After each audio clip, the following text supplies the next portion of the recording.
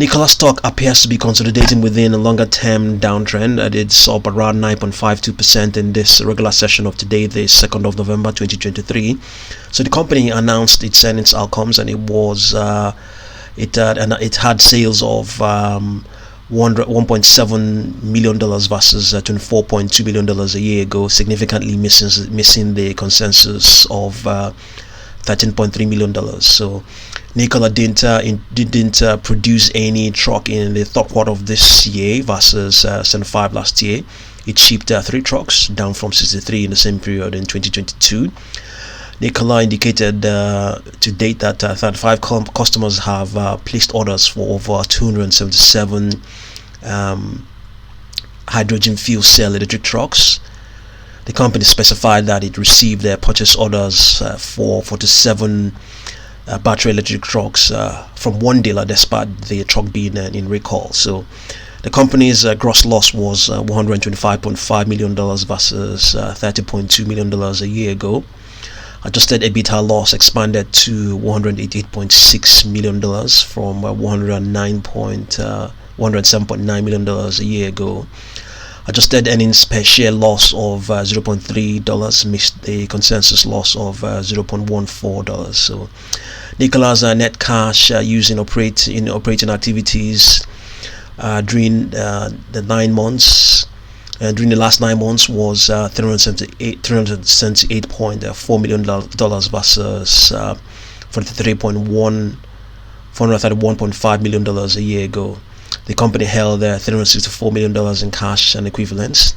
So the CEO, Steve Gursky, indicated that the competition is well behind them, and he believes there is wide space for them to capture market share with the introduction of the Advanced Clean Fleets rule and incentives like HVIP and ISEF offering up to $288,000 and $408,000 respectively per hydrogen fuel cell electric trucks in California. So the company expects higher cost related. The company expects a higher cost related to truck recall that will increase required capital to achieve profitability in 2025, according to Reuters.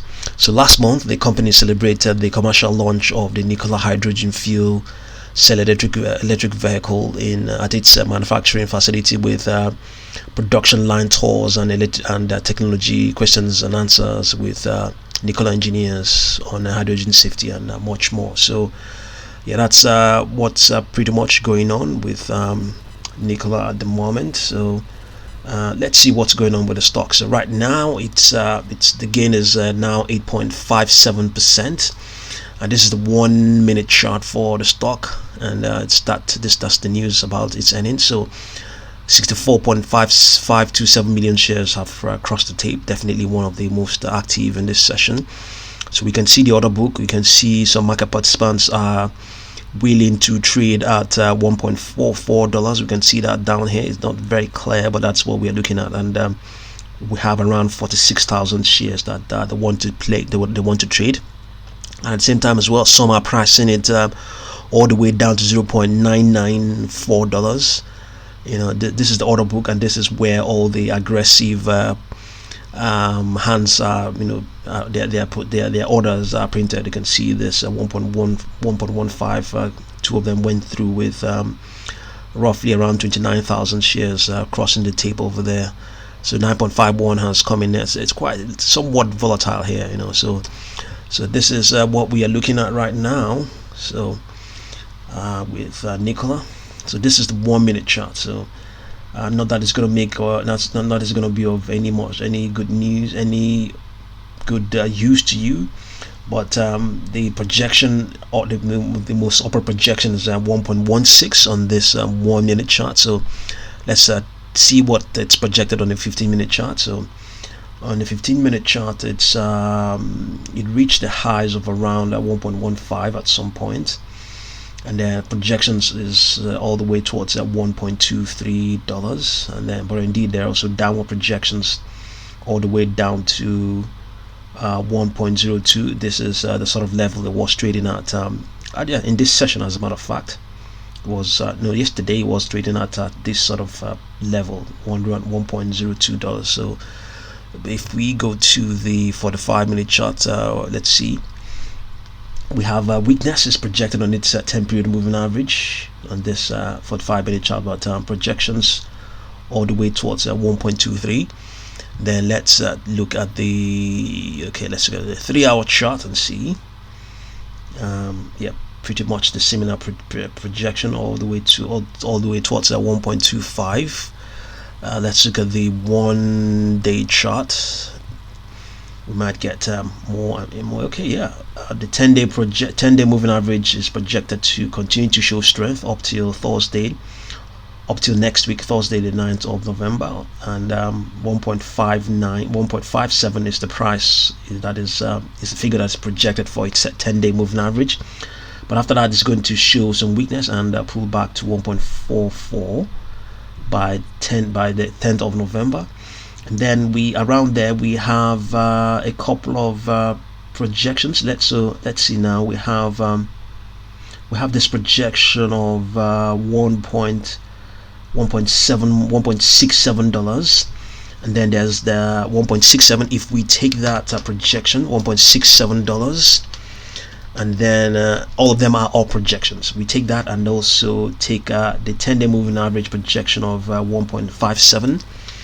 So we subtract 1.57 from 1.67. So 1.57 is the 10-day moving average projection, and then 1.67 is the Fibonacci projection that is closest to that price. So down here we have 10-day.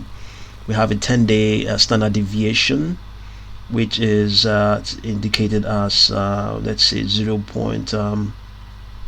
indicated as 0.0668. 0.0668, and with that we might be able to do some calculations. Let's see what we can find here. Okay, 1.67 minus when we're trying to find the probability, I failed to mention 1.57. We have 0.01 divided by 0.0668, and we have 1.497. With that we might be able to find the probability 1.497. So that will be 93.19. So 93.19% is the probability that it can get to it will trade above $1.67, but that probability is if the price begins to approach those sort of levels. If the price moves a lot closer to 1.57 or 1.5, then the probability of it reaching 1.67 is very high. But as things stand right now, I don't think it's it's not as things stand right now. It is the probability of it getting to 1.67. It has to be, how would I put it now? I have to calculate that with reference to its current standard deviation, current 10-day moving average of 1.04. So all I have to do now is subtract 1.04 from 1.67, and we have 0.63 divided by 0.0668, and we have 9.43. So it takes the probability to an extreme. We don't have there's no the probability of this, the z-score, the z-table, the z-score related to this figure will be more than 100%. It's 100% and more. So it's too far off to be doing that comparison. It's too far off to be doing that. So it just has to be comparison. It just has to be referencing probabilities nearby. So I would say 1.28. Maybe let's try 1.28 and see. Let's say 1.28 minus 1.04. we have a 0.024 divided by 0.0668. We have 3.59. I think we don't have that either here. On 3.59 we don't have that as well. So all of those are exceeding 100%. So but in any case, it still doesn't mean that it's invalid. It still doesn't mean it's invalid. Maybe what we can use is the current price of maybe a lot closer moving averages. Isn't that what we used, or something like that? Yeah, maybe 1.15 is probably what we have to use. 1.15 is a projected moving average, so maybe that might give us an example. But I think we're still going to get something very high. So let's put it this way: the probability of it doing well looks very high. Let's just leave it that way. Okay, so see what you make of Nikola stock, and I'll definitely continue to update you. Thank you very much for watching this video.